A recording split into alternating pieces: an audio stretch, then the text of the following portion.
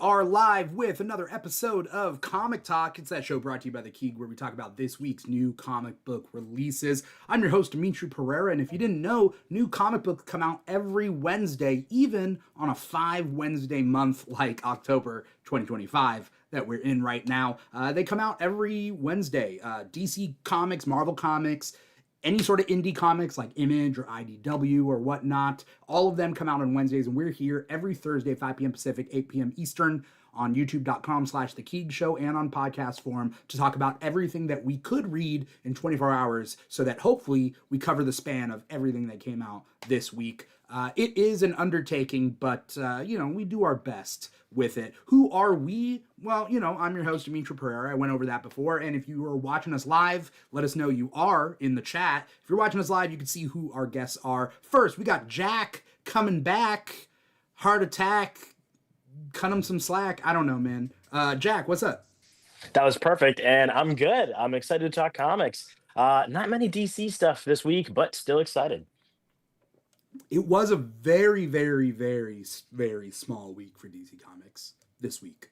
And that's okay. That's okay. I mean, we'll talk about it, but it is an interesting week overall for comics. Just because Halloween weekend, I wonder how comic stores do. Do they do less because kids are just have other things to worry about? And it's not just kids that go in comic shops, but like Halloween. It's a holiday.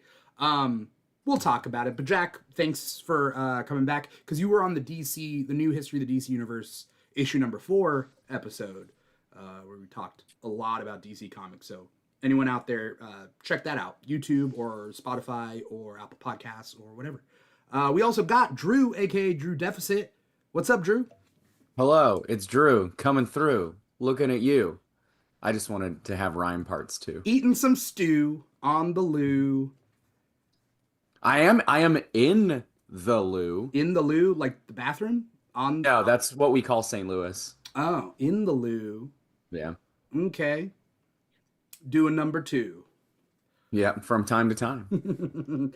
I'm glad to have you back. We don't normally, rap on this, but we're trying to diversify our fan base here on Comic Talk. It's not enough that we talk about all the comics that came out this week. We also have to throw in, some freestyles, Yeah, from time to time. Yeah, shout out to anyone who's watching us live. If you're watching us live, you're watching us on youtube.com/The Keeg Show, or maybe you're watching us after the fact or listening to the podcast on Spotify, Apple Podcasts, etc., etc. But if you are watching us or listening to us or digesting us in any way, like, comment, subscribe, follow. Show us that you're out there. It doesn't cost you anything. Just, click a couple buttons here and there. We do have someone in our YouTube chat, the Shuriken Hadouken. Shuriken Hadouken, right? Also in St. Louis. That's what Shuriken Hadouken says. Also in the loo. In the loo. Maybe this person is in my apartment and I don't even know. You never know. Who knows? They say, is St. Louis going to catch a stray from Godzilla stomping Kansas City? Listen. Listen, Linda, listen. We have a lot of really great comic book talent that lives in or is from St. Louis. I don't know if it's going to go anywhere, but I have had the conversation with the editor of Godzilla Comics about, hey, why is there not a Godzilla versus St. Louis? And he was just like, that might be something I have to think about. I mean, how far away is Kansas City from St. Louis? In terms of distance, it's like maybe like 300 miles. Okay, is that far? No. Yeah, 4 that's hour far. drive. It's a 4-hour drive. Yeah, like if Godzilla stomps Kansas City, it's not going to mess you up, right? No. You think you would feel it? No. Okay. No, I don't think so. Then I think you're safe. I think you'd be hanging out. But if he has to return to the ocean, right? And there's 2 directions he can go. He's pretty much equidistant from the Pacific to the Atlantic, so Mm. If he has to head east, he's got to come through here. Okay, fair. Okay, we're talking. Why people out there who don't know what comics came out this week, they might be very confused on why we're talking about Godzilla. But I mean, we're gonna go through our lists for this week of the comics that we read, and then we're gonna go over our picks of the week, and see where we landed this week. Who wants to go first? Whose list? Because again, I mean, we were talking that it's the fifth Wednesday of the month, so there was only 4 DC comics that came out this week, which is very unusual. Marvel was roughly at the same amount they normally are, like 16 this week. And then like there was other like Image Comics, IDW, and whatnot that have their normal share. But DC had 4, which is interesting for us because although we read every as much as we can from everyone, we are all pretty big on DC comics. Yeah, I mean, I can go first just because I purely read DC, and so yeah, my 4 were just the 4 comics that came out this week. Superman Red and Blue, the special, Batman, Absolute Batman Annual, Batman The Last Halloween issue 10, and then Batman and Robin Year 1 issue 12. So the finale of those 2. Real quick, before we jump forward, did Superman 31 come out this week? That was last week. That was last week? It was in my poll this week. Oh.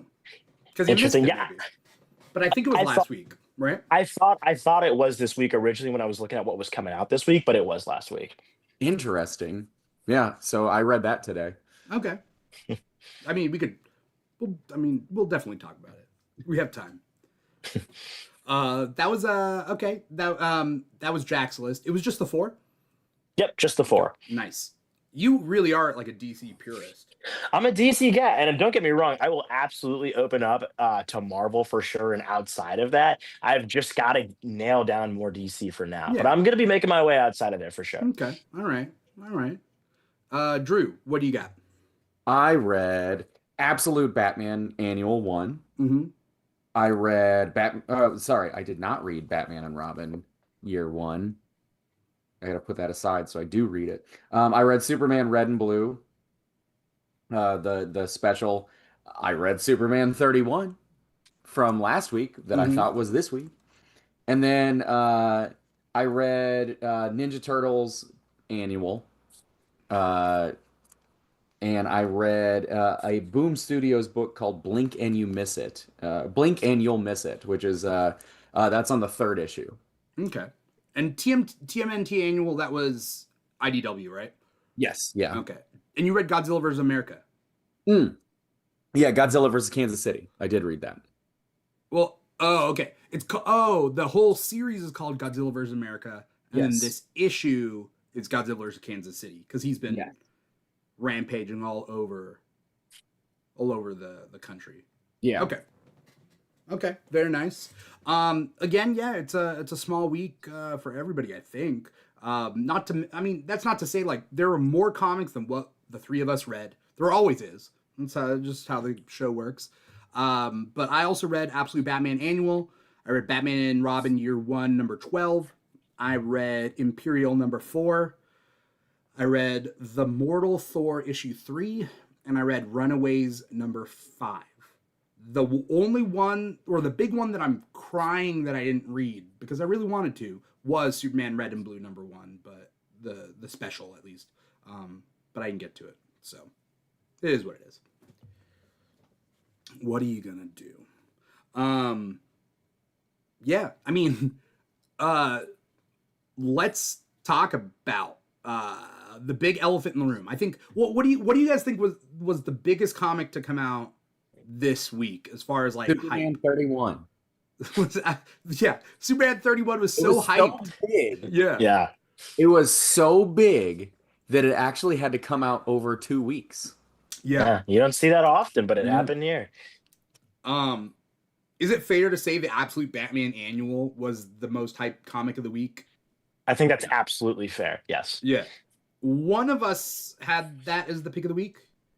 That was my pick of the week. Yeah. Okay. I mean, I can get into it. Yeah. I mean, I've been a big fan of everything Scott Snyder's been doing with the Absolute Universe, specifically Absolute Batman, ever since it's kind of started. I think just on a writing level, it's been really great so far. But I also just think the way that he's changing things and playing with dynamics has been very fun. And so this one was great just because it was just Batman going up against white supremacists and beating them up the whole time. It was really great. The art was beautiful. I always have thought that the art in the entire series has been great, but this specifically stands out. I thought it was gorgeous. There's just a way that they sketch out Batman being so bulk and huge and broad with the sort of like hook like tentacle parts of his cape that just looks so cool and so unique. Like we've seen a lot of artists draw Batman to look more like monstrous, but with those hook pieces of the cape and just how big he is as like this huge titan guy, it's just a bit more unique, and I love that so much.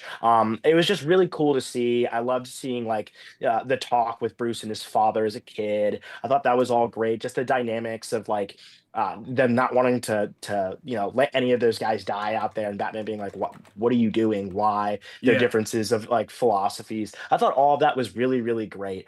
It felt very self-contained, yet it felt like it was just like a celebration of everything that's been coming out with Absolute Batman. It just felt very strong. I was a big fan of it, and it was my number one pick just because it truly did feel like some of the best writing overall of this series so far. I feel like a lot of this series has been great. It's been a lot of cool factor for sure. This felt the most well written to me of all of the Absolute issues. Interesting. Okay. I mean, I have thoughts, but also, I mean, Drew, what do you have thoughts about this one? I do. I was anticipating this to be like the thing that I was the most excited about. In my first read through it, I wasn't as into it as I thought I was gonna be. And I do think that it is something that like I kind of needed to sit with for a little bit. Uh, it is combining two of my favorite things, which is Batman and raging against bigots. Like it should have been a slam dunk for me. Yeah. And I think that really what it was is that I don't know. I'm kind of two minds of how I know that in saying this, it is sounding like I didn't like it, which is not the case. I did really like this issue. I'm a huge Daniel Warren Johnson fan, and so like I was all ready for him to be writing Absolute Batman. I too have been just absolute like I've been a big fan of just everything Absolute Universe so far. Yeah. And like Absolute Batman for me has been a book that I almost like don't think I should like because I do think that a lot of it is just very like pushing aesthetics. It's like it is a lot of like look at what look at what we've done with the character. Look how cool he looks. And it's almost like it reminds me a lot of the 90s where everything was about image, not Image Comics, although Yeah. Image Comics dominated the 90s. Yeah. Everything was all about the image of the character and the way things looked and not necessarily the story being told. So you were sacrificing like a lot of the writing to boost up the art. And in some ways, at first glance, this Absolute Batman as a series kind of looks like it's going to be doing that. But the writing is still really, really strong. So Mhm. it's like the best of both worlds. It's taking everything to this artistic extreme, but still having a good story to be told. And this issue was not an exception to that. Everything from how oversized, just Daniel Warren Johnson's art in general lends itself very well to the story. Everything is very oversized. It's big. It's like it's over the top. There's a part in this where Batman performs Kenny Omega's finishing move on a on a Nazi. Because Daniel Warren Johnson is a big wrestling fan. Yeah, he's a wrestling guy. And yeah, he performs Kenny Omega's like finisher is a variation of a pile driver called he calls it the one-winged angel, named after Final Fantasy VII. He's just a big Okay. nerd. Yeah. Um, I think that's a really good point you made about like the aesthetic of the book, where it does absolute Batman is one of those things where I don't know if I can describe this right, where it feels like it should be like YouTube, like TikTok bait, where it's like maybe the series is good, but it feels like a lot of these are for people on like TikTok and YouTube to talk about and not have read the book, right? Like a lot of big aesthetic, cool factor stuff without getting a lot of quality writing, yeah. right?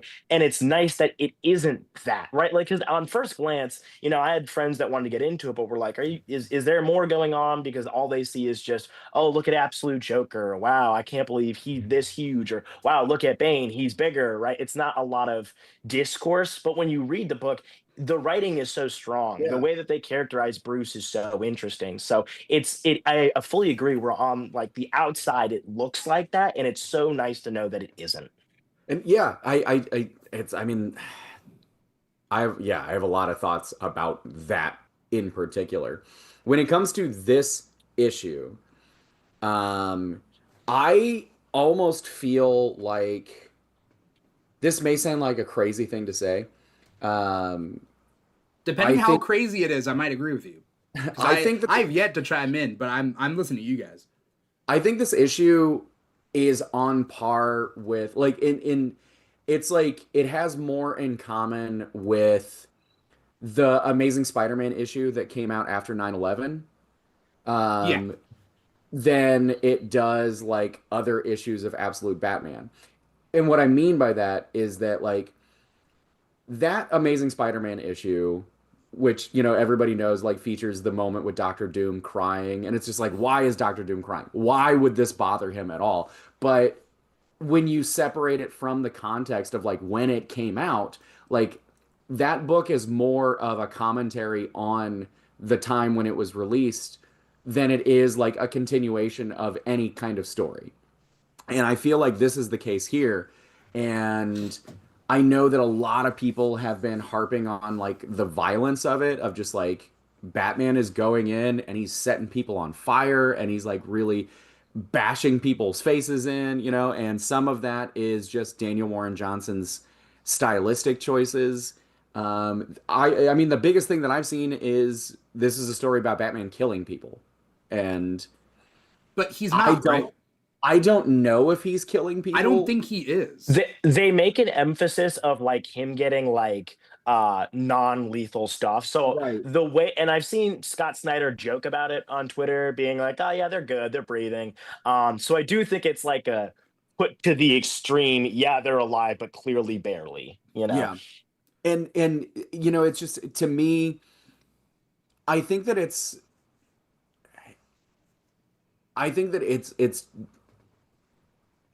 there's a way to read this where you're really like analyzing what are they trying to say about this time and the current state of the United States. And I think really all this is just I think there's more to it than what's happening in the story, but I think the more to it is literally just Daniel Warren Johnson venting frustrations through the use of fiction. And that's why it's so violent and it's so over the top.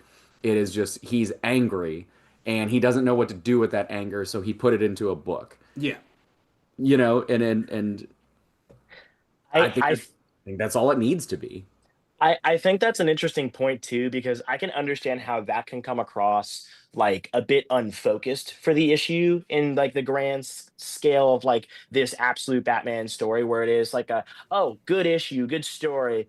Feels a little disconnected, right? Because of the grander, larger story of absolute Batman, right? Because obviously we know, like, gee, I wonder what he could be talking about or implying, right? Like, it's Right. like obviously we understand those things, and a lot of this, like you said, is that excessive violence of like really over the top, where especially when it comes to talking about like fighting back against like Nazis and white supremacists, it's always an emphasis on hit them real hard, right? So obviously in this case, it's going to be that super exaggerative, lighting them on fire, like the most grotesque things you can imagine, while trying to keep it still in the like reign of Batman. So I can understand where it's like, I like this, but it's like feels a bit unfocused in the grand scheme of things. Yeah. And yeah, and and I also think that it's left ambiguous where this takes place in the timeline, and it feels like it's before the main story because Yeah. this is like the origin of where he got the big dump truck, right? That's what it feels Yeah. like. It's more Uh, than a dump truck, right? It's a construction vehicle, right? right. Yeah, yeah, yeah. It's like a, yeah. Because also, this is a Bruce Wayne that is not rich. I thought to Right. myself, wait, why can't he just like, why does this have to be him picking up the vehicle? He could have just gotten the vehicle. It's like, oh, but where? Where did he get that vehicle? Because he's not rich. He stole it. He stole a big piece of machinery. And I think too, something that I was thinking about while reading this issue is related to like the two things that we just talked about, the hyper violence and the fact that he's not rich. And I think that there is kind of an interesting like there's always going to be there's like surrounding like mainline Batman, there are discussions of is he allowed to fight these people? Is he allowed to use his fists on people because he is part of like the elite upper class? Yeah. And you get that creates like there's a socioeconomic Yeah, commentary there or yeah. a question of hierarchy. But when he himself is part of the working class, do we let him be as violent as he wants to be? And I wonder if that is a conversation that editors and writers at DC are having. Well, there's twofold that I'm seeing. I have a lot of thoughts about this, but like twofold is the first things first. I think in this issue specifically, they whatever the opposite of subtle is, this is what this issue is. It is meant to be like, well, this isn't an allegory for white supremacy. This is white supremacy. Yeah. To the point where like even the most media illiterate people can read this and be like, well, at least we can say what happened in this issue. And what I'm seeing online is the people who don't like it are like, they at least understand that that happened, and then they say some wild ass thing that doesn't make any sense. But if it was more ambiguous, then it's like, okay, we all like they can define it in different ways. So I think it's like very unambiguous. Second is that like the thought of Batman that people like throw out every so often, and I hate it, is the idea that he's a billionaire that likes to beat up poor people. He would be better off putting his money into social programs instead of just beating up poor people on the street or mentally unstable people on the street. Like, what is the point of all that? And it's like, well, that's you being illiterate, because that's not Batman. Batman does have social programs, and Wayne Enterprises does a lot for the community, but there's also a lot of powers at play that like stop good things from happening. It's not just that bad things happen. It's like there are bad people stopping good things from happening anytime somebody tries to do things in Gotham. So we have that at play. But I also think that Batman, although Batman puts people in the hospital, Batman doesn't always, or most of the time, does not take joy in breaking someone's elbow like he does in this. I think the absolute Batman still won't kill, but he's all right breaking someone's neck and leaving them completely paralyzed for the rest of their life. Yeah. But I think that like Prime Earth Batman, by the way, is it called Prime Earth or New Earth? I think it's Prime Earth now, right? Is it Prime? I think It's either Prime or New, because not Zero, because that used to be a thing. I think it might be Prime, but I'm not 100% sure. So Prime Earth Batman, most of the time, he's not paralyzing someone from the neck down for the rest of their life. Like, he's putting them in traction for a year. Like, okay, sure.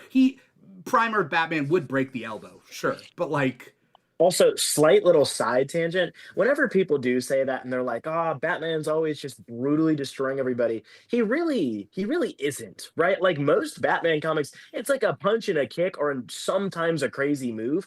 Half the time when people are talking about this, they're talking about like the Arkham games. They're talking about like the Arkham games where they're playing Batman and they're the one doing the excessive Right. things. You know, Or like Spider-Man does a lot of damage to his people. People don't talk about that. Spider-Man versus a yeah, burglar, like yeah, he's insanely strong. It's just it's weird. right. So I think in this, Drew also brought up the September 11th issue of Amazing Spider-Man that came out back in the day, and for us old heads, I mean, I read that when it came out because it came out for free on Marvel.com from what they were called, what was called back then Marvel.comics, and they would release Ultimate Comics. All those Ultimate Comics I read for free online, and that hooked me. So whoever was part of that marketing campaign got me hooked on comics by giving me free comics on Marvel, right? So, you know, in that moment in time, I thought it was big and moving that Doom cried. Now, as an adult, I'm like, that doesn't make any sense. But also, I was a kid back then. So it is what it is. This, you're right, Drew. It's like, it is a literal, like, moment in time, unambiguous. In 10 years, people aren't gonna. I worry that in 10 years, people aren't gonna think that this makes sense. And In 10 years, you're worried that people will think this won't make sense? yes, I would hope so.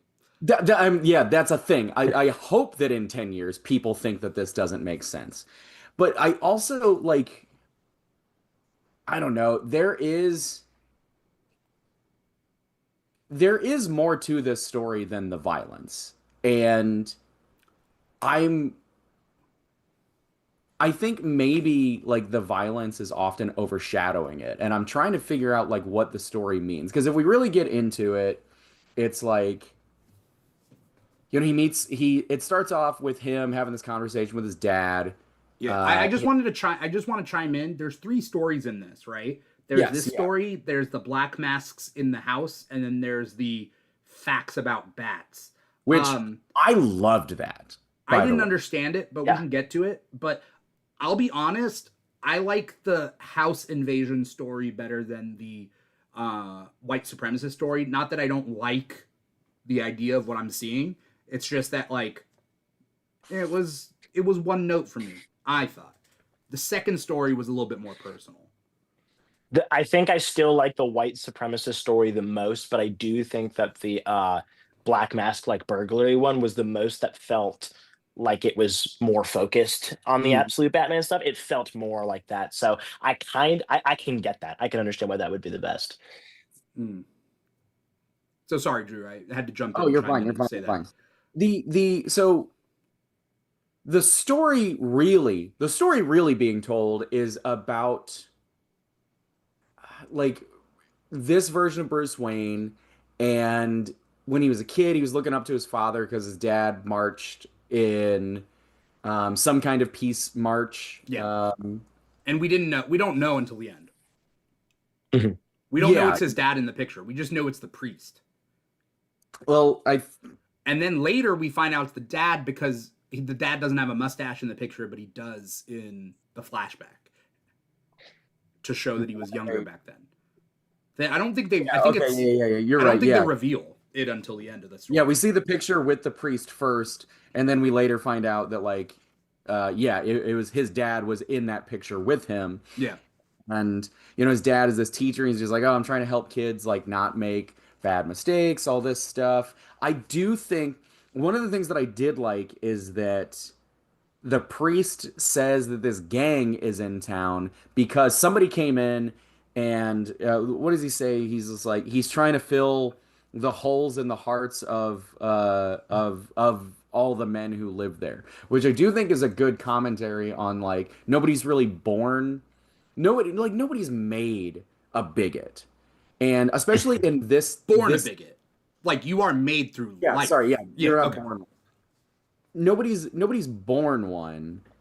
You have to be made that way, and like in the current state of the United States, like there's a lot that people are looking for, and they're being promised it by these sources or these It's outside empty sources. promises. Yeah, that are like promising them, yeah, I'll make your life better, and that's how you make a bigot is you promise them something, or you promise them that they are better, and this something has been taken away. You know, this whatever this hole that you're missing that was taken away from you by other people, Well, and that's what the thing is. It's like they promise that, then they take it away, and then they blame that it was taken away by someone else. Because in this story, it was the construction, right? They said the Mhm. construction is going to take Slaughter Swamp and make it into something. So people came from miles around to get work, and then they decided not to build. So those people are now homeless, Yeah, and the people wanting there to be jobs and everything blame it on other people other than the construction company or whatever that company was that pulled out for whatever reason. yeah, and fine, you know, he goes on the rampage, he beats everybody up, and then we end with his dad again, and he is like He's crying at the end. he's Yeah. he's clearly upset. You know, he said, and this is the thing, it's like you have, you know, this panel of him looking at the blood on his hands, and he's hearing his dad say all you have to do is be yourself, and he's almost just kind of like, to me, I'm interpreting it as this, like he's thinking this is who I am and this is not who I want to be. And it's almost like, is he saying that is this Daniel Warren Johnson trying to say that like this is the world we've made, you know, and like Batman is like this version of Batman is a symptom of this world that we've made, and even, you know, he doesn't want to be this way. It And feels like that because, especially early on, I mean, I think Bruce even says something along the lines of like, sometimes there's a point when like words stop being a yes, factor of this, right? So like for him, it is like seen as like a necessity of violence. It has come to this point. and this is where I find the disconnect is like it seems like he's having a really good time stomping everybody. And people I've seen reading this book are like they're feeling that catharsis of just like, yeah, he's beating up, possibly killing all these people. And it's like I don't know that the book is trying to celebrate that at all, but it feels like that's what people are taking away. But it also like there's so much of this violence that at the end, I don't know that this moment is really landing, or maybe I'm misinterpreting it and it's not supposed to be that at all. But he's clearly is like sitting down, like I'm he's affected. He's like crying, you know, like a little kid would sit and cry after they've done something at the end of this issue. I'm glad we That's have this show to talk about this because I read through this real like I read through it and I was like whatever. I think this is a Bruce Wayne with less privilege, right? Yes. This is, I mean, that's what the absolute DC universe is. The fabric of the universe is built off a dark side. There is always going to be struggle and corruption and whatnot. This is a Gotham that's even worse. This is a Batman that's even less. And this is before issue 1. Like, this is, because he has the thing in, like, issue 3. He has that big old truck. Like, this is supposed to be a prequel. I think that violence is all he has. He can't solve the problem. He doesn't have Yeah. money to create social programs. He doesn't have inspiring a city, which, you know, violence is all he has, and he knows that's not fixing the problem. But that's all he has. I think that's what the story is. Violence is all he has in this story. That's yeah, I'm glad we're talking about this because I think part of me felt that same way where it was like, yeah, clearly there's an emphasis here on like absolutely demolishing white supremacist Nazis, right? But then there was that element of it which was like, no, that's not the way. And then obviously the conversation of like, all you have to do is be yourself and the way that Bruce reflects on what that means and who he is. And it's like part of me had a bit of confusion of is it trying to say that that hyper violence I isn't the don't think it way? is. I don't think it's I saying that. yeah, I think it's just to I chime in real quick. I think it's saying that there are multiple ways to solve the problem, and Prime Batman solves problems in multiple different ways. but the priest and the violence are two different ways.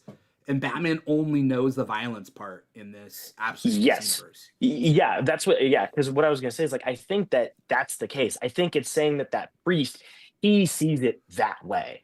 And ultimately, I think that Bruce is sad because he knows that's not how he will. I don't think that will change. I think that's because he knows being himself will be this. It will continue to be this.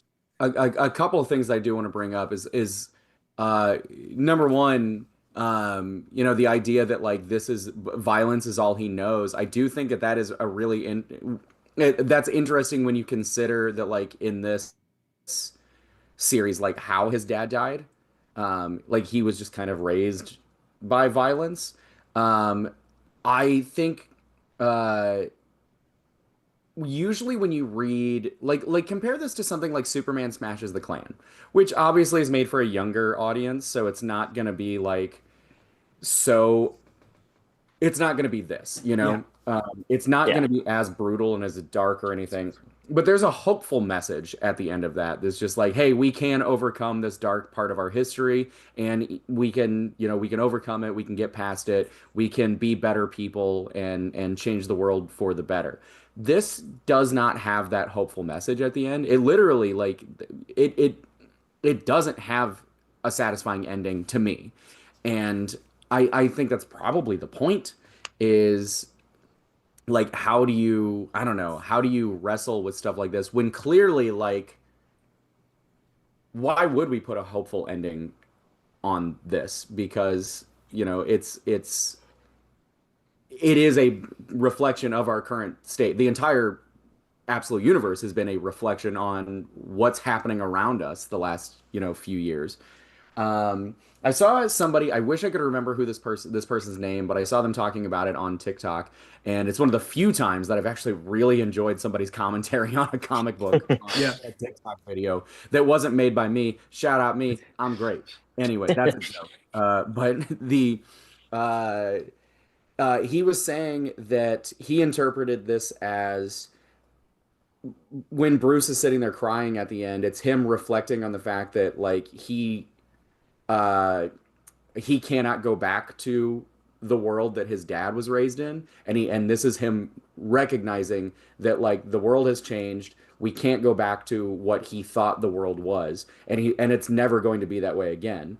And so like and the combination of like him and the priest, the priest and his dad being in this shared photo, whereas like we're gonna solve the world with peaceful means, and then it didn't happen, was something that these guys really believed in, and the previous generation, not the previous generation, but previous generations, I should say, did believe that we were going to solve the world's problems with Hands across America. yeah, like yeah, we're gonna solve hunger with hands across America. We were gonna march, and it was gonna solve Occupy Wall Street. Yeah. yeah racism. Like all these peaceful means, and it didn't happen. And so it's like it's almost like a generational turning for uh for Bruce in this. And he's just like that's not how the world works, and yeah, I've got my way to deal with it, but it Yeah. doesn't mean that it doesn't affect me. I like that. We gotta And move to other comments, but yeah, I have one final thought, but It Jack, was a continue. light week, Dimitri. We got there's other Batman comics. We probably circle back to the same talking points too. Yeah, Like, I'll be quick. I'll be quick. So I was going to say that I think that that interpretation is really strong, especially because it really does feel like Batman within that moment, especially with that priest. Like the one moment that really sticks out to me is when he says "why" to him, like when he's healing them and helping them out. He's like, "You have your way, I have mine." That "why" comes across so like defeated by that Mhm. choice, and it really does feel like leaving behind like a dream of how this should be handled. And like we talked about, like it really does feel like the for the priest it's like this is my way, and for Batman it's heartbreaking because it's like yeah, that's never going to be able to be my way. It can't be my way. That it won't be. Not as in like oh no, it's not my way, I have to find a way to be like that. It's like no, I will never be that. And that's like a heartbreaking moment for him. So I think that interpretation is so strong. I like that a lot. yeah. Also, both ways are futile. Like Hmm. they're Yeah, both they going through it, and they know nothing else. That's the thing about Absolute Batman. He is never going to be quote unquote as great, as big as Prime Earth Batman. Like that's this is he's just It's a from a story. different universe. It's a story of like unsatisfactory. Like it just feels Yeah. like being unsatisfied forever. Yeah. Also, I just want to point out that if I'm thinking correctly, Prime Earth Batman wears his symbol on his chest, and his symbol is literally a symbol. This one, his symbol is an axe, right? The symbol's a Like, weapon. Yeah. he is an axe. He is not the Yeah. world's greatest detective. He is an axe. He is machinery. He is blades and blunt force trauma. Like, that is what this Batman is. And like that's all he is and will be Yeah. in this world. I would like to say that like, oh, things change when he finds friendship with Alfred, but he's not friends with Alfred. Alfred, I think, coming in does change things for this character, but I wish his friends were also still around, but they got messed up. So that's Yeah. kind of, I'm sad to see that go, but you know, it is what it is. I'm just gonna say my pick of the week before we go to Drew's pick of the week. Batman and Robin Year One, issue number 12. I loved this. Mark Waid is just one of my favorite writers, just because he captures the essence of these characters in the way that I want to. Because like you can adapt Batman and Robin in different ways, but like Mark Waid to me has just the right amount of like badassery and also like kind of hopeful like innocence to it in a way. And so I've loved this whole series from front to back. There's a couple slow issues, but I don't have much more thoughts other than it's sweet when Bruce Wayne wants to adopt Dick Grayson. I think that idea of like him adopting a boy who went through very similar things as him. Yeah, I don't know. And my thoughts is I think this is paced a lot like if they did a like Batman Forever. Like there's a couple of like homages to like It's a great point. Yeah. to like it's a Two-Face Clayface team up story. And in this issue you see a harkening back to the 60s Batman. They climb up the building together. And so there's kind of this like idea that this is like a Batman and Robin movie in a way. Yeah, and I'll get into this once we start talking about like the last Halloween and that, but like I especially liked this run and the way it kind of paralleled alongside the last Halloween, just Mm. because of the focus on Batman and Dick Grayson and the involvement of Harvey Dent within that like dynamic. I've always felt that that trio is very interesting Mm. with all the dynamics they have back and forth. But specifically, I love that both of them were handling like Bruce's responsibility with taking in Dick Grayson and him sort of doubting that a little bit and being concerned. Like I liked that both of those stories were dealing with that in sort of different ways. Yeah. I'm gonna be rushing to get this hardcover, by the way. Like when this Yeah, Batman and definitely. Robin Year One hardcover comes out, like, yeah, I need it. Drew, did you read this one or not?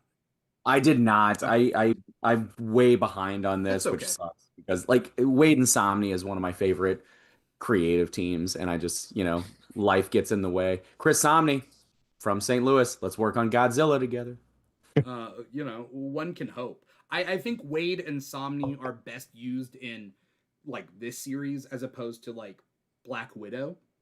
And although Black Widow is great, I think that like a dark and kind of like spy thriller sort of thing isn't necessarily where like Somni is going to be shining. I don't know.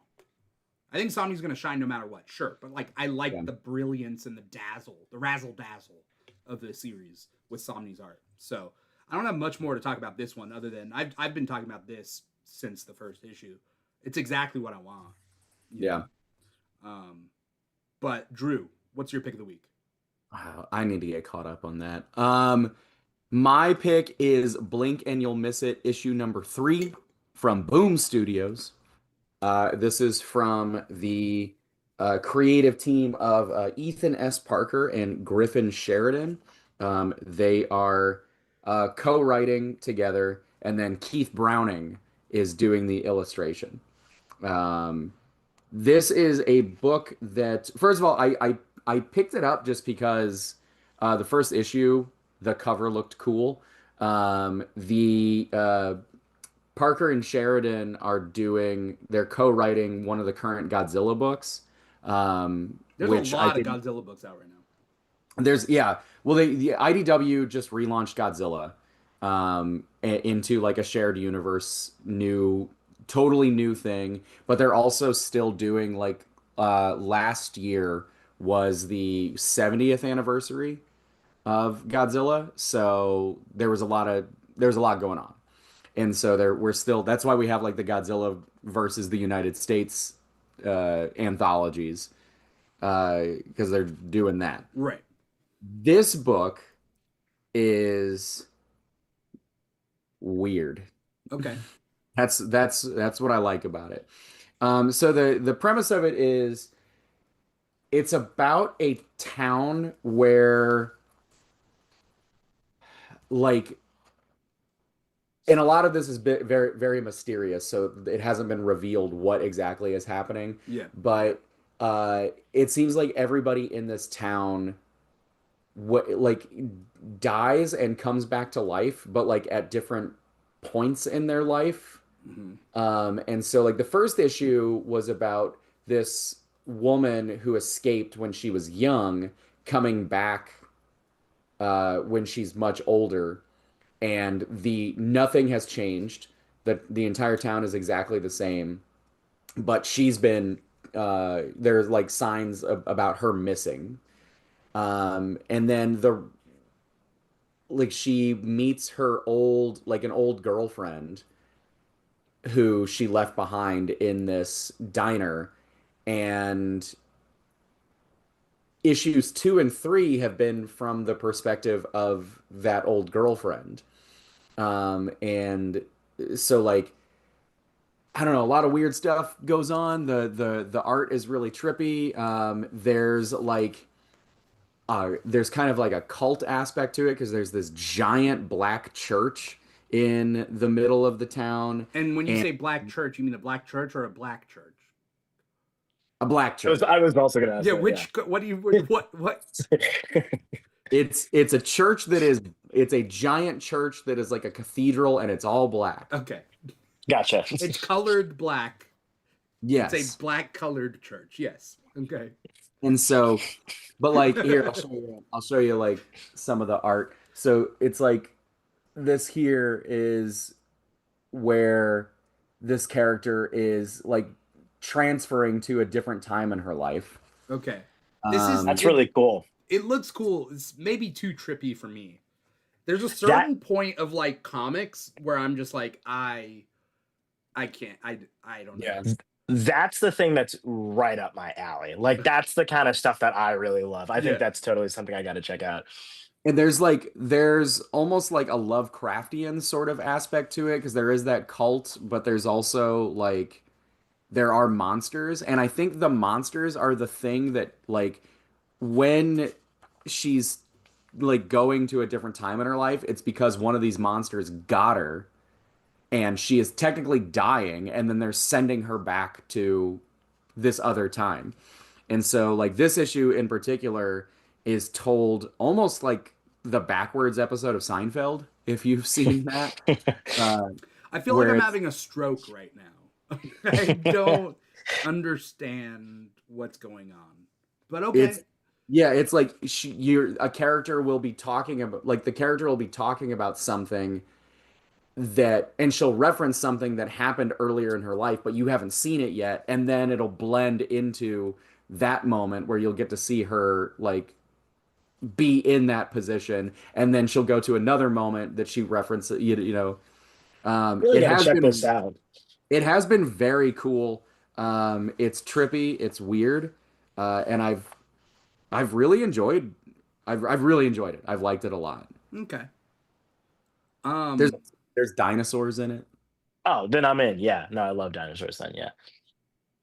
Speaking of dinosaurs, there's a new Vertigo series called what's it called? It's called it has zombie dinosaurs. It's coming out from Vertigo.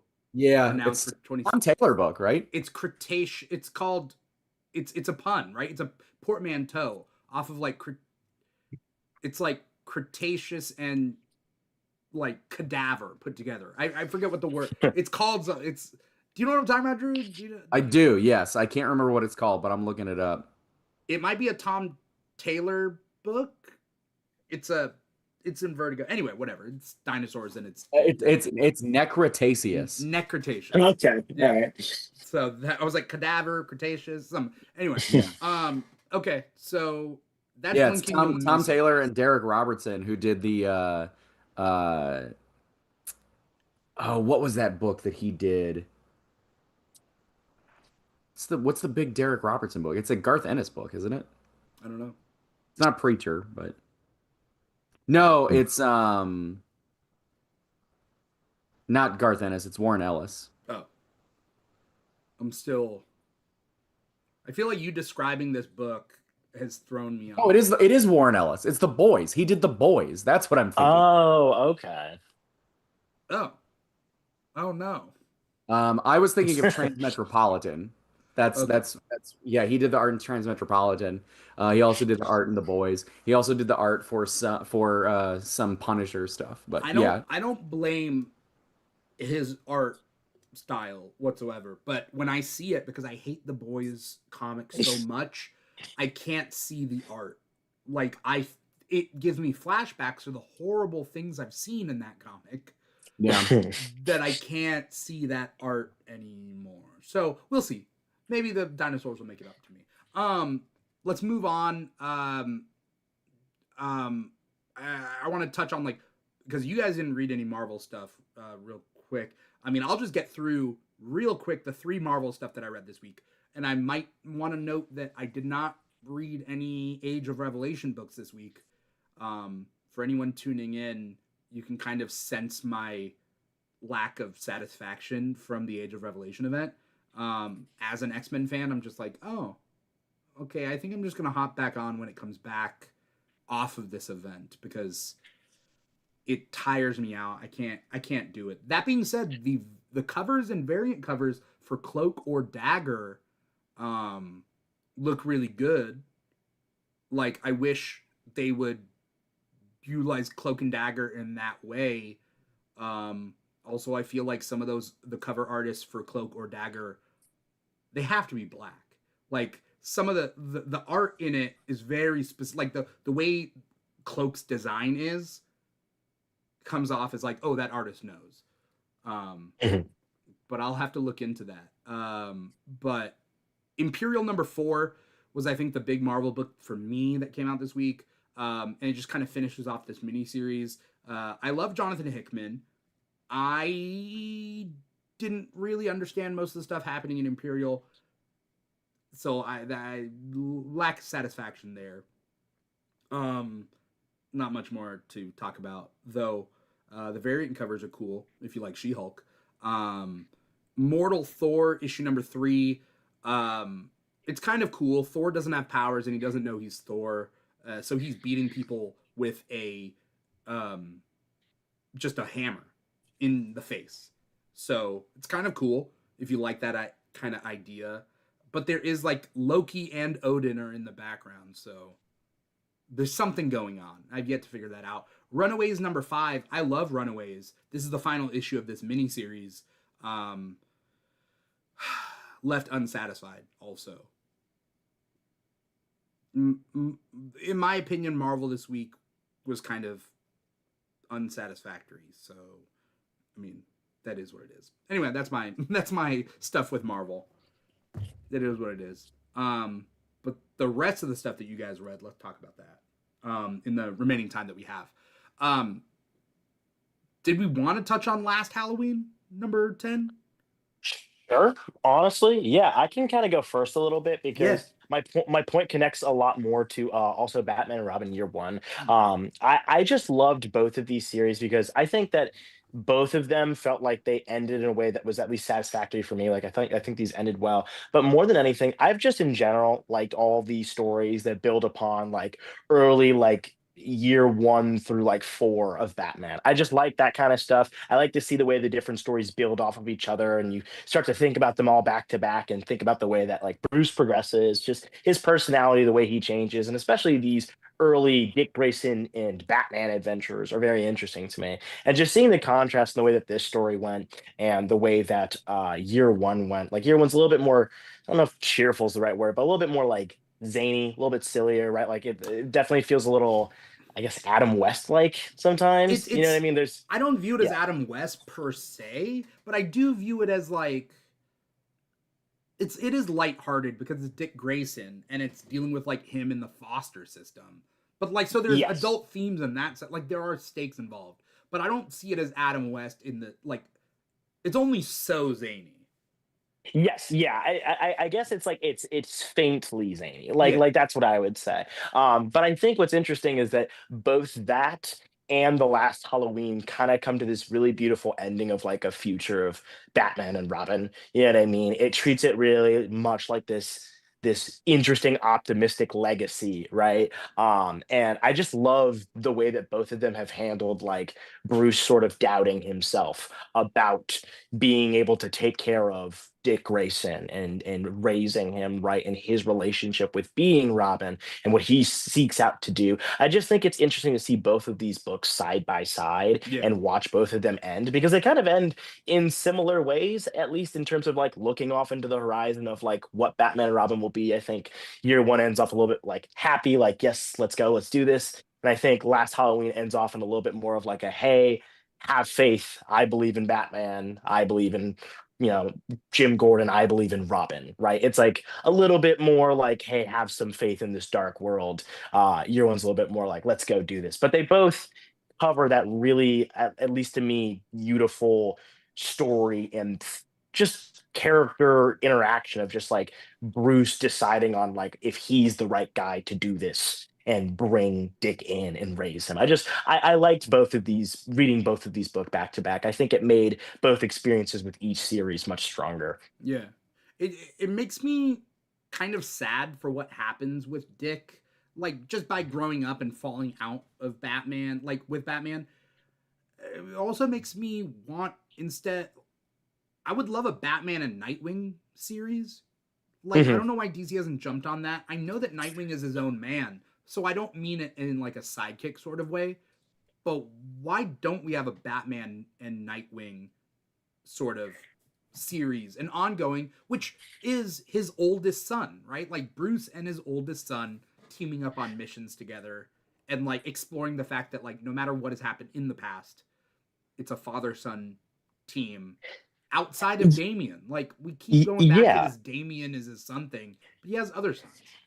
Yeah, and that's the thing too, because like I love the other Robins, right? Like Jason's fine. I think Tim's my favorite. Yeah. Damien's fun, but it's the thing where it's like I keep coming back around, especially once we get like new stories that cover those early years of Dick Grayson and Batman. Every single time, there's just something about that relationship and the way it blossoms that just feels so, it's hard to put into words for me, but it's like it just feels so, they feel so bonded in a way that is different from the other Robins, Yeah. right? Like it sets a foundation of this, of these two people needing each other in a way that, like, not to say isn't there with these other Robins. Obviously, I think him coming to the fold was awesome. I think Damien's a great character. But it's different with the two of them. And not just because he's the first. It's just the way that their relationship goes and the way that Dick Grayson treats the idea of being Robin and the way that Bruce thinks about the responsibility he's putting on this kid. Like everything about that dynamic is so strong and becomes so much more interesting as they age that I agree. It's like I would like just to see more of the two of them interacting and being that duo because it feels like because people love that Damien's the biological son, they forget that he does have sons. They're just adopted. Like, Yeah. and that makes no true difference, Yeah. right? Like that is still his son. Yeah. And it's and I'm sure parents can talk about this but like in general, like parenting. But like your firstborn you make mistakes with, but you it sets you up that if you have kids after that that you can be a better parent or whatnot. And like you can hold that against your parents. Like, I'm the firstborn, and it's like, okay, I can hold that against my parents, or I can just realize that like they were younger than I am now, having me. Like, they made mistakes. That's fine, you know. Yeah. And then hopefully you make less mistakes as you go on. You know, cut your parents some slack in a healthy way. Bruce dealing with Dick Grayson like helps set up like how he deals with Jason, and he needs to do better by Jason. I'll say that. Like, that's another story that needs to come out. Like, he needs to do better by Jason. But like Tim, and like Tim's not really his son until like, you know, but like Damien, like he would not be equipped to deal with Damien if he didn't have all those Robins beforehand. So yeah, you know. Drew, did you read this one last Halloween? I am behind on this one as well. That's fine. You read Godzilla versus America, Kansas City. Kansas City, yeah. Yeah, you read that one. Let's talk about that one. I did. From what publisher? IDW, right? It's IDW, yeah. Okay. Yeah, so like the premise of these books is that they're small stories that take place in Kansas, like in the city, made by people who are from that city. So like every issue is like a creator who is from, like, it's a series of creators who are all from whatever city it is that they're, or who like live in that city currently, have some experience with that city, I should say. Yeah. And, you know, they're leaning very hard into like what makes the city unique. So like this issue, I think it's like 4 stories. Barbecue is brought up a lot, you know. Like legitimately, one of the stories is about Godzilla coming to Kansas City, and his radiation like brings barbecue sauce to life. Okay, I love that. Is this like a tongue-in-cheek sort of thing? Yeah, they're all goofy. Like, okay. They're goofy stories. I think one of them is about like, you know, the Midwest, we get tornadoes like crazy. One of the stories is about this like it's like an alien researcher, very similar to like maybe what you saw in, I don't know, like Godzilla Final Wars or something like that. And they're trying to they're trying to study the way that Godzilla is in this new city, and the change in the atmosphere creates tornadoes, and it like, you know, blows Godzilla away and stuff like that, you know. There's a story in here that's just about like graffiti artists who think Godzilla is super cool having a run-in with him, you know. Like it's like stuff like that.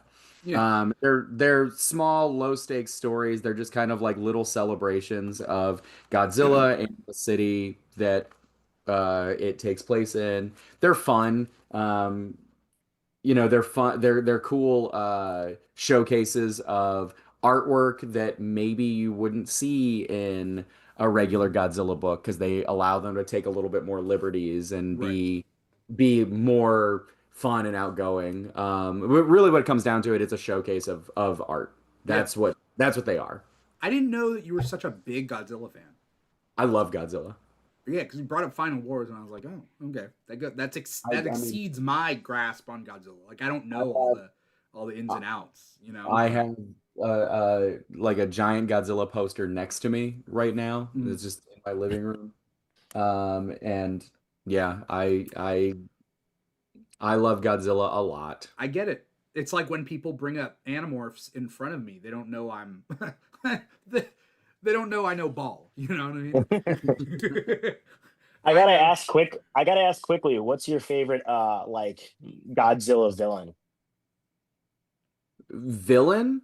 Drew's gonna pull out some deep answer, like it's the humanity. Like it's I mean, it's like, I prefer the stories where Godzilla is the villain. Yeah. You know, like where, like, I like some of the, like, you know, Godzilla fights other monsters. Like, I like a lot of those quite a bit. But in my mind, Godzilla is always best when he himself is the villain, created by like humanity's hubris, you know, and stuff like that. I thought you were gonna say something like that. But like if we're talking about like who's another monster that I like that fights Godzilla, I do really like Anguirus a lot. Yeah. Uh, I think Mothra is really cool just because she is good. Uh, King Caesar is up there for me. Which one's King Caesar? King Caesar is from Godzilla versus Mechagodzilla. And he's like the spirit that protects this island. And they have to pray to him and sing to him this really badass song that's like, King Caesar, and he comes out of a mountain and he has laser eyes. Okay. He's pretty cool. My favorite's always been Rodan because I've always wanted Rodan to be just like the focus of a story, the way that like you said, Godzilla being the villain against humanity. I've always wanted that to be the case with like Here, Rodan, like him getting to do his own thing. Rodan was introduced in his own movie, right? Was? Yeah. I I believe that Rodan is from his own movie that Toho made that they eventually like, oh, let's make him a Godzilla villain. Oh, wait, you might be right because I think I remember hearing a story like this about this back when like King of the Monsters was coming out and everyone was excited because Rodan was going to be it. I think you might be right. Either Okay. that or he is a Yeah. villain. Like, First appearance in Rodan, 1956. yeah, Oh, yeah. no way. Yeah. Yeah, and that's, I mean, they do that with all kinds of characters. King Kong was supposed to be Frankenstein. Huh, That's why interesting. that's why he gets in 1963, that's why he gets powered up by uh lightning. Because that's just left over Okay. from the Frankenstein plot. Interesting. Um, we only got like a couple minutes to hit like just a couple of other things. I think actually it's just Superman Red and Blue special. I really wanted to read this one. Was it good? It is good. Okay. Yeah. It's I, a, it's a yeah, go ahead. I was gonna say, like, the standout for me, I really liked the Rainbow Roll story that like closes out the issue. I liked that a lot. It's just a story about Clark and Lois working on a news story together. Mm. Yeah, yeah, I loved those especially. Anything with Lois was my favorite. Especially the art was so beautiful. I really love whenever there's very stylistic art of Superman and the blue is like a very light sky Mm. blue. I just think that's so beautiful when treating Superman as like a very kind, like gracious, like beautiful person. Like I've always loved that style of portraying him and making the red on him so striking and strong. So I love the art, especially. There's moments in here where he looks like they modeled him after David Corn Sweat a Yeah. little bit. Yeah, like there's some moments I'm like, yeah, maybe, but then there's other moments where I'm like, okay, they definitely modeled him a little bit after David Corn Sweat here. But I was a big fan of this. I thought it was great. I like anytime they let Superman do small things. Yeah. And like, that's just this entire issue is just different stories of him doing like little small things, Yeah. like sitting down and giving an interview to somebody in a diner. Yeah, I love that kind of stuff. It was nice. It's like a bunch of slices of life, low Mhm. level, just nice things to watch him go through and handle. It, It was nice. it reminds me of have either of you ever read Astro City? I have not. In passing. Astro City is so good. I mean, it's like it's a superhero comic, but really like what it's about is just these superheroes' impacts on the people in Astro City. More than anything, and like how the existence of superheroes like affects the regular person. Yeah. And it just reminds me of stuff like that. That Um. sounds good. I gotta check that out. Yeah. It's Kurt Busiek, right? Music and Alex Ross is one of the co-creators. But I think he just like I think his he does covers and he did like design work for the Yeah. characters. But then like I think Kevin Anderson is the artist who is also, so it's like it's credited to those three creators. Okay. Um, Yeah. it's really good. If you ever get a chance, if you read nothing else, read the issue that's called Astro City One Half, because like it was like a freebie that was in with Wizard magazine or something like that. But it's one of the best most interesting superhero stories that you'll ever read. Okay. Yeah, definitely going on my list. Okay. I was gonna something sparked in my head that I was gonna say something and I forget what it was, but that's okay. It is what it is. Maybe it pops back up again. Um, uh, Real quick, TMNT annual. You got like 15 seconds to. It's written by my friend Kenny, and it's just a really good, like, I want to read about the turtles, and I want their characteristics to be captured in it. Okay. It's just that's what it is. All right. I realized what I thought about. Just has this ever been done? Clark and Bruce go to sushi, but Bruce knows how to use chopsticks. Clark Kent wouldn't know how to use chopsticks. I don't think. I disagree. I think he would. No, I think he would learn, sure. But I think I think it'd be a nice kind of thing where like you think back in the day in Kansas, not now, but like he was eating much sushi. Yeah, but he travels the world and Now he respects does. Yeah. people's cultures. Also, it just would be fun that he just does not have the manual dexterity to hold chopsticks. He could do everything else as Superman could do, but holding chopsticks would be tough. I do like the idea that that's like he has to really focus to do that without using his strength. You know what I mean? Or like breaking the sticks. Also, like, who's to say like he knows how to play guitar? I can imagine a Superman that just cannot grasp how to play a guitar. That makes sense to me. Him not knowing how to use chopsticks seems antithetical to Superman.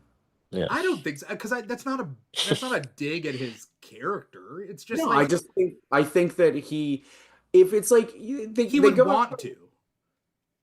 They go out of the way to like have him know all these languages because he wants to be able to like, speak with and be respectful of the people he saves around the world. Yeah. I think that he would know how to use chopsticks. So, okay. In your opinion then, like, he knows how to do calligraphy too. Like he's just really good at everything. No. He knows how to do origami? He's paper folding? He probably would. Actually, I will say that feels like a very Clark Kent thing to do in his spare time. I think he'd do origami. I think he would do origami. He'd be really good at it, and he'd be able to like just fold a bunch of cranes really fast. We should just exactly. We should just do a headcanon episode and just talk about our headcanons of different characters. But I think that Clark would use the chopstick guide thing, like the little piece that goes on top for kids. I think he would respect it enough to use chopsticks, but he just wouldn't be able to figure it out, and he would just use that little piece on top. That's just what I think.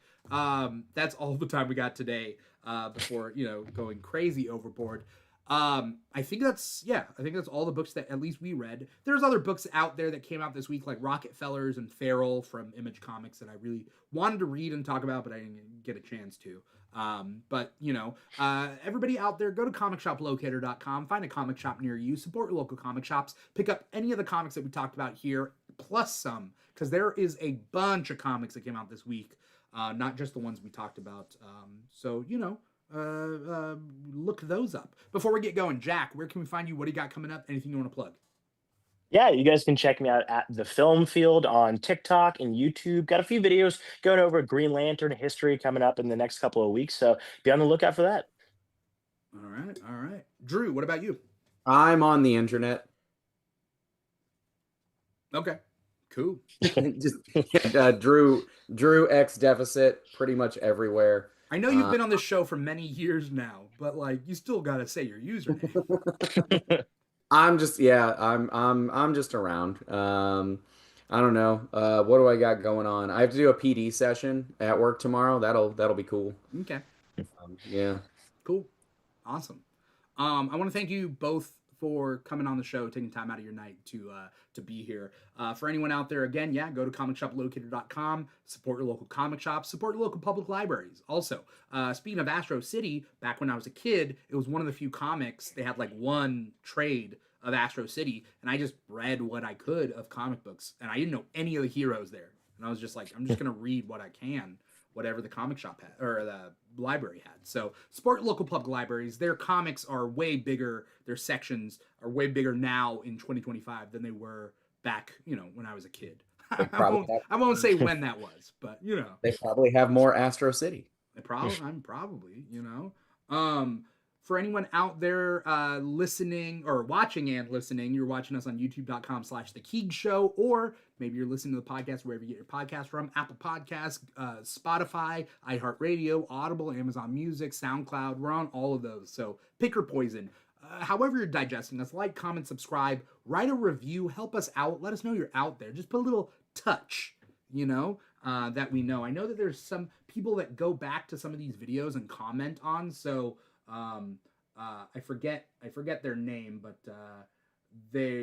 Fatal J has been commenting a lot. So shout out to Fatal J. I have not yet replied to you. And shout out to Shuriken Hadouken for being in our chat and, you know, keeping up with it all. That's pretty much it. Follow the Keeg on social media at The Keeg Show, Instagram and TikTok, two biggest ones. We're also on Blue Sky and Threads and all that. At The Keeg Show / The Keeg Show, wherever you can find The Keeg, we are at, including patreon.com / The Keeg Show, which will be building up as it gets to the new year. That is pretty much it. Thank you, Jack. Thank you, Drew. Thank you to Shuriken Hadouken out there. Once again, I am your host, Dimithri Perera, and this has been another episode of Comic Talk for the week of October 30th, 2025. Happy Halloween, everybody. See you guys next week.